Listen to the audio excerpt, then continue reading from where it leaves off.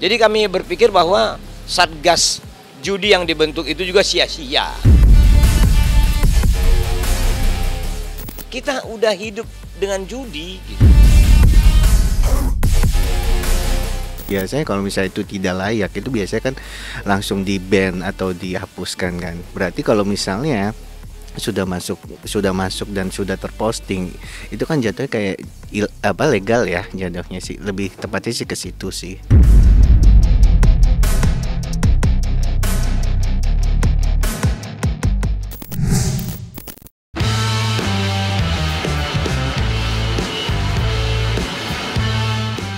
Demam judi online belakangan ini sedang ramai menjadi perbincangan, mengingat judi online kini menyasar berbagai kalangan.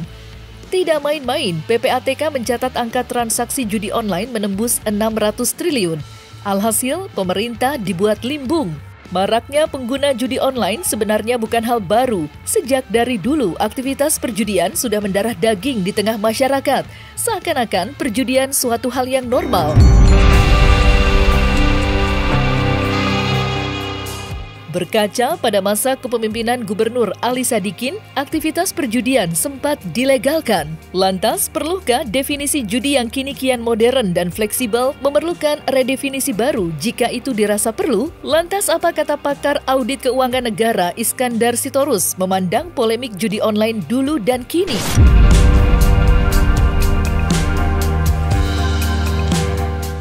Menjadi seperti habit.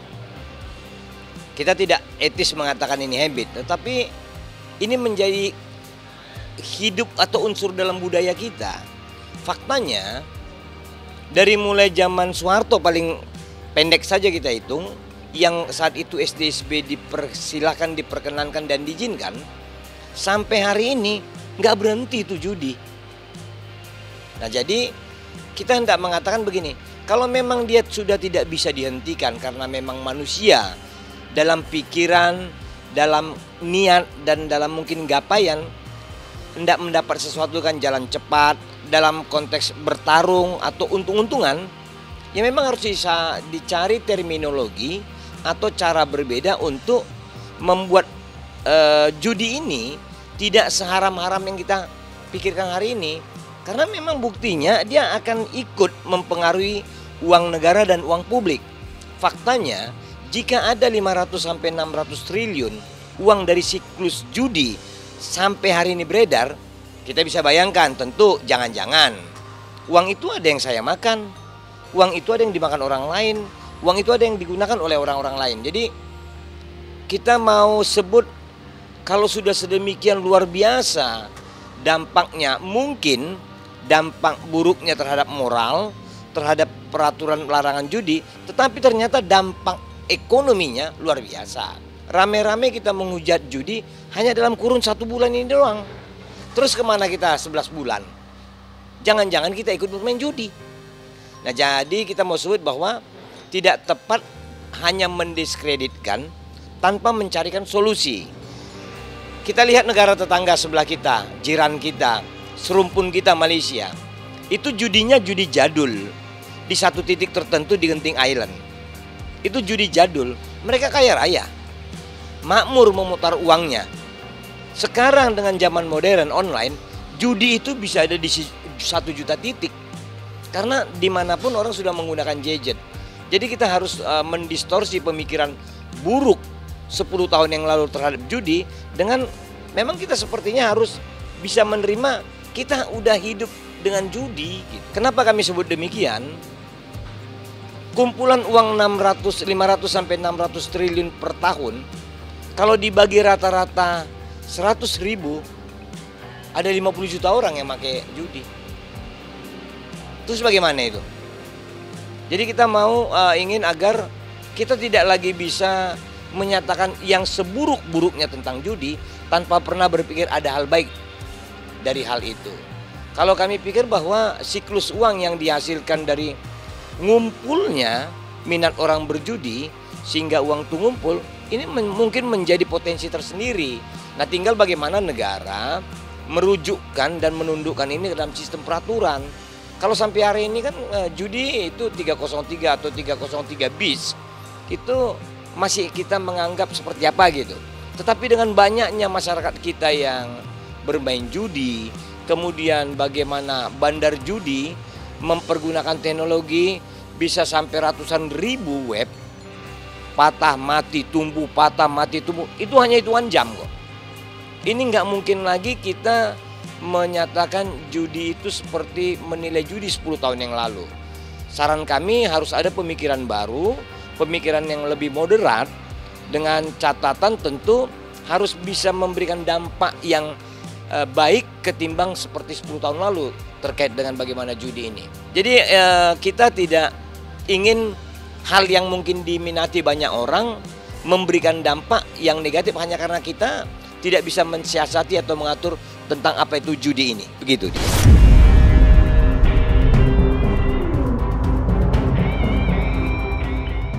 Maraknya judi online yang menyasar lapisan kalangan menuai beragam komentar di media sosial, mengingat perkembangan teknologi yang tidak mungkin dipunggungi.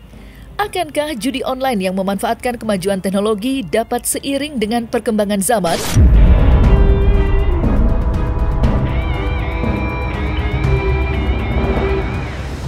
Kita harus lebih bisa fleksibel berpikir tentang apa itu judi. Karena undang-undang KUHP kita tentang pasal 303 dan 303 bis tentang permainan ketangkasan itu harusnya mengalami pelebaran atau pelembutan definisi, atau harus dicari dengan terminologi yang lain yang tidak dengan terbuka merusak moral, tapi jangan tidak juga judi ini menjadi seenaknya tumbuh gitu ya. Nah, tentu harus ada pemikiran dari berbagai sektor, berbagai pihak, orang-orang yang cerdik, kemudian orang-orang yang di bidang keagamaan untuk memikirkan seperti apa hal ini harus dikaji begitu. Kita tuh juga tidak bisa mengatakan kita bangsa yang suci karena kita pernah mengalami DKI Jakarta dibangun dengan judi yang resmi begitu ya, judi yang resmi loh.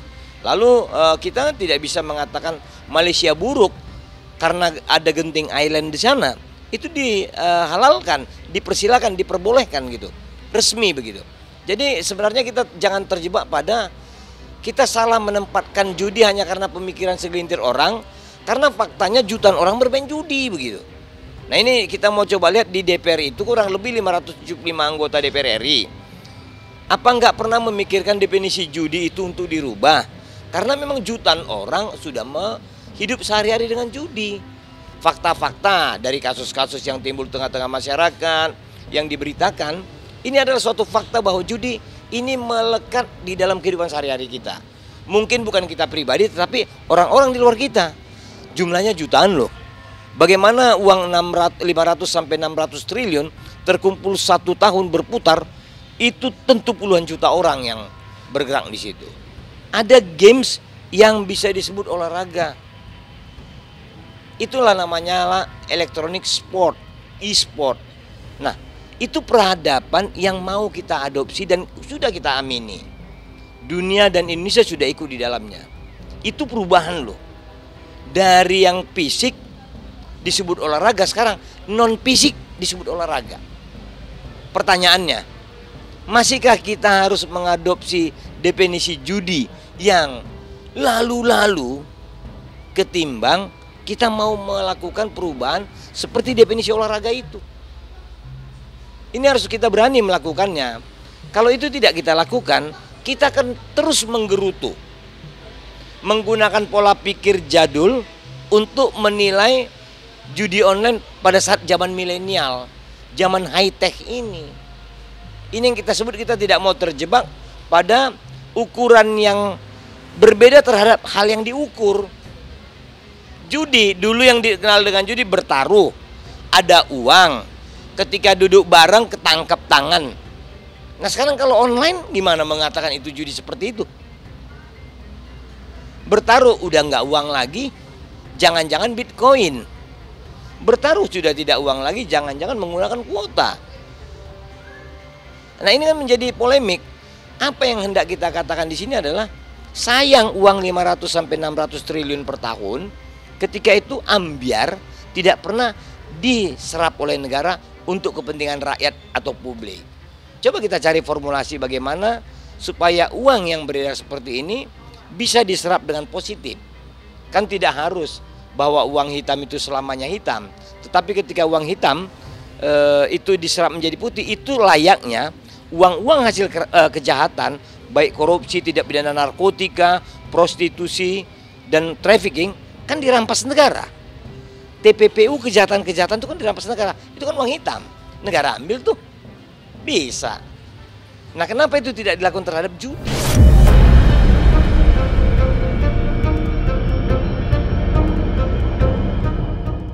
Di kalangan masyarakat sendiri, kesadaran mengenai bahaya judi online masih terhitung rendah. Meski tidak dipungkiri, hampir semua kalangan dan lintas profesi ikut bermain judi online. Sanksi hukum sebagaimana dalam KUHP seperti diabaikan. Lantas, solusi apa yang harus dilakukan pemerintah dalam memberikan edukasi pada masyarakat mengenai maraknya perjudian online? Di tengah gempuran teknologi, perlukah undang-undang yang mengatur perjudian direvisi? Atau tetap seperti saat ini tidak kompromi?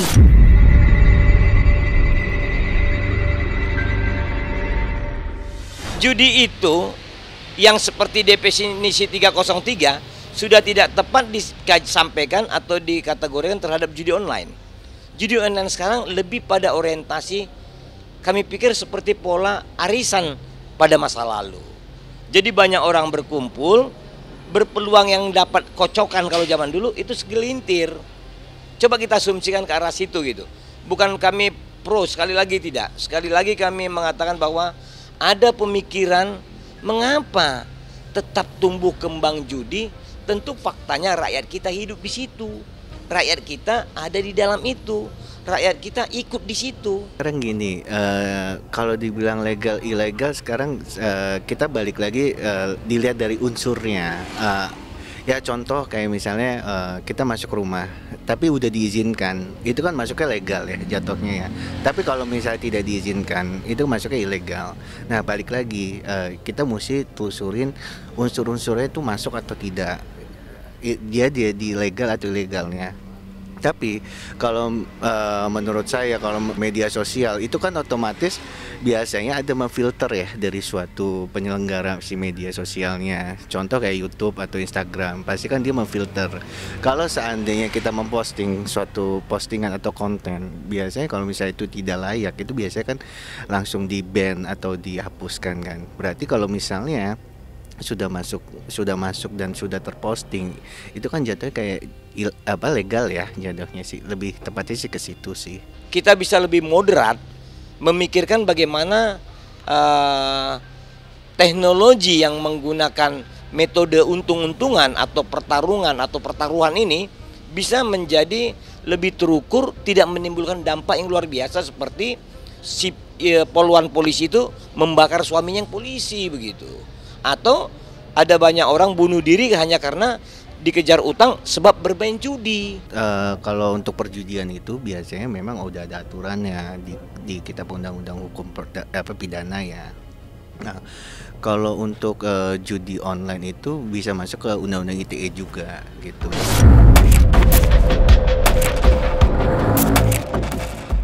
Sementara terkait masifnya judi online, pemerintah bersikap tegas dengan membentuk Satgas Judi Online dan berjanji akan memberantas hingga tuntas.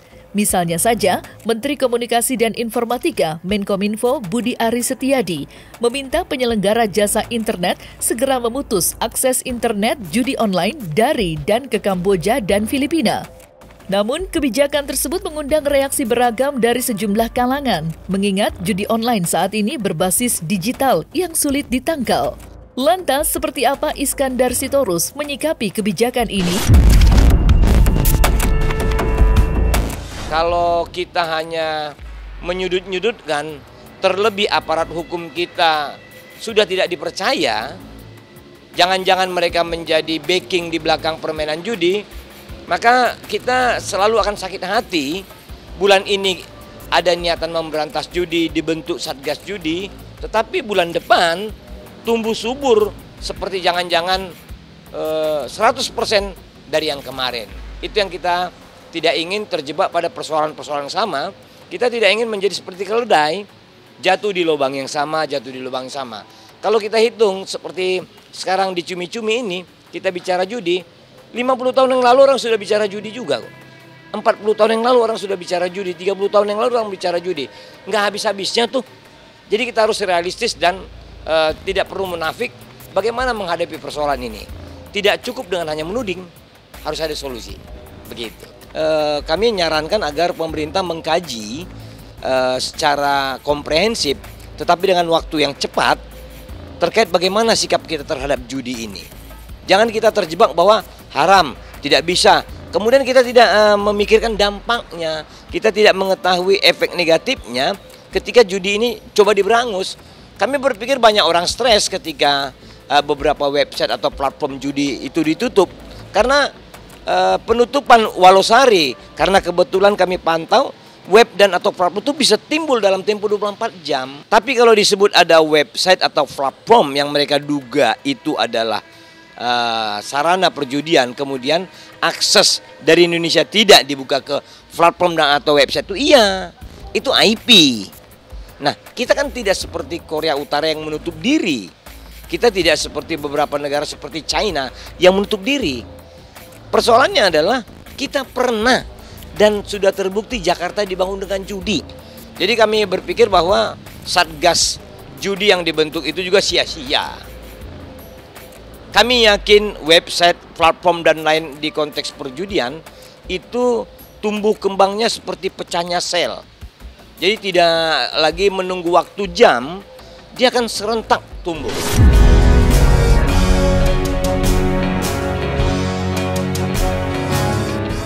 Tidak bisa dipungkiri, judi online seperti medan magnet yang menarik perhatian dengan iming-iming bayaran yang menggiurkan. Keterlibatan selebriti untuk mempromosikan akun judi online seperti jamuran marak bermunculan. Lantas, seperti apa tanggapan sejumlah selebriti menanggapi hal tersebut?